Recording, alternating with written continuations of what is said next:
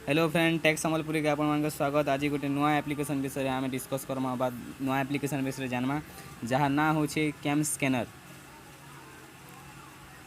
Cam scanner काम है document मान को स्कैन करवाटा और ताके पीडीएफ आकार रे सेव करवाटा। तो देखन सामने मोर गोटे डॉक्यूमेंट अच्छी मन कर मुझे एमती क्लिक कली इटाके तापर से निजे एका गोटे रेशियो देखाबा जेनटा के नहीं आप क्रॉप करि पारबे।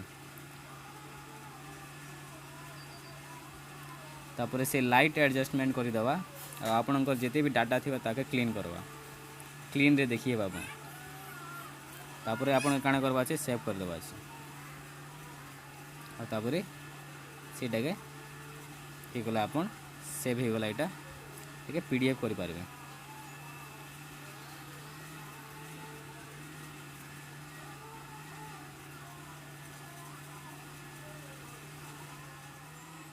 धन्यवाद।